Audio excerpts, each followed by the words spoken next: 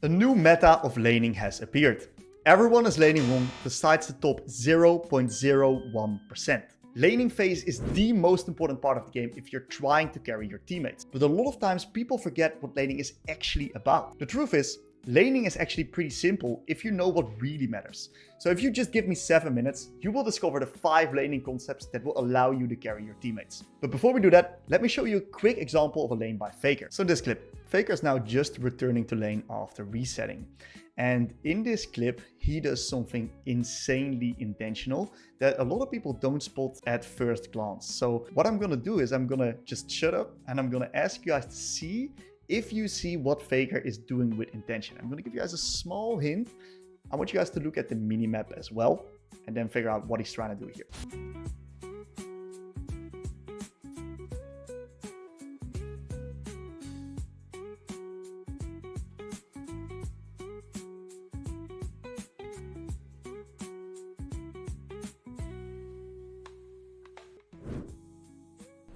So, did you spot it? I'll explain you his thought process. What Faker does here is that he zooms out of the lane and he thinks about the game holistically. He sets up the perfect wave state for him and his team. He synchronizes pressure with his teammates because his teammates are now resetting, so he does not want a pushing out wave state. And a minute later, that actually allows him to get the crash, get the slow push, which easily allows his team to take the dragon for free while he's super safe in the meantime. The best laners don't just destroy their opponent, they know how to use their lane to impact the entire game. And the good thing is, it's not that difficult. I'm now going to share 5 easy to implement concepts that you can use in all of your lanes.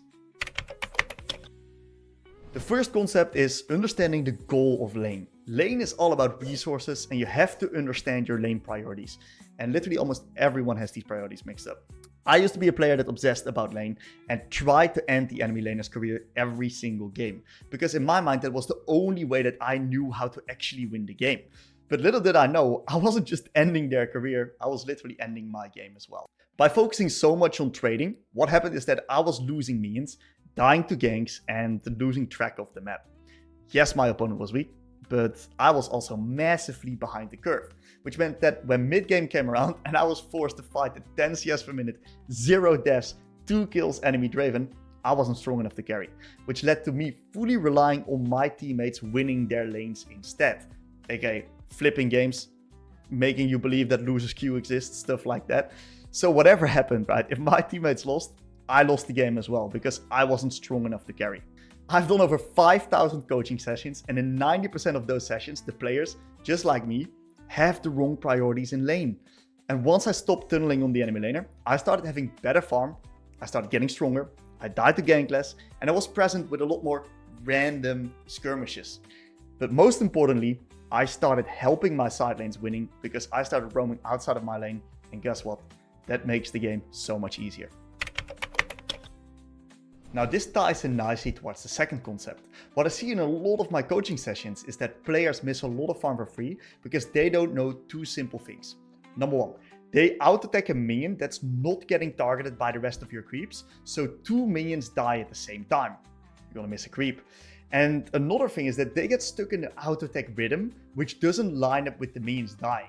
It's okay to not perma auto-attack, it's okay to sometimes sit back and chill, and a lot of people just get stuck in a rhythm and it's really hard for them to get out of it. So now we understand what we need to focus on to get strong, we can move on to the third concept, which will allow us to carry, and that is lane control. This is your job as a laner.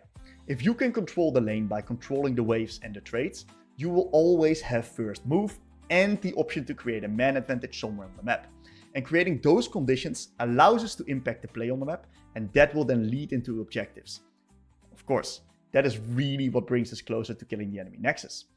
And this used to be a big problem in my LeBlanc journey. Like, I was always capping the enemy laner, but I was never winning games because I was always trading so heavily that I was 50% HP, he was 30% HP, we both reset, a play happens on the map, I'm resetting from base, there's a 3v3 flip play up on the dragon, I'm not participating, while I'm a champion that should be there first because of how strong that my laner is.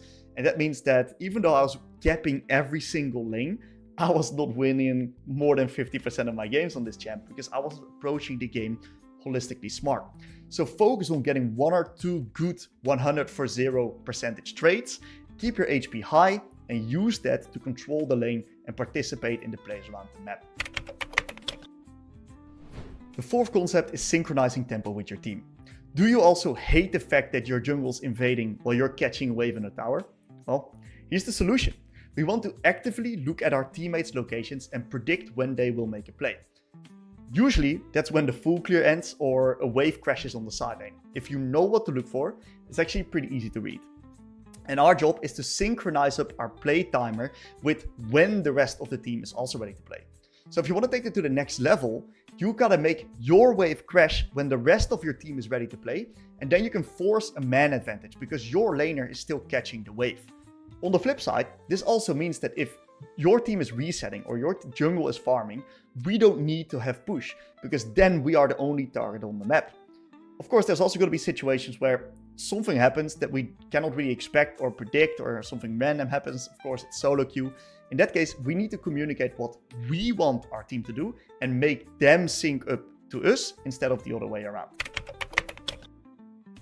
The fifth concept is holding one caster minion to guarantee a slow push. This is the ultimate wave management hack for lane control, since this always results in a slow push, and with a slow push you have control over the wave.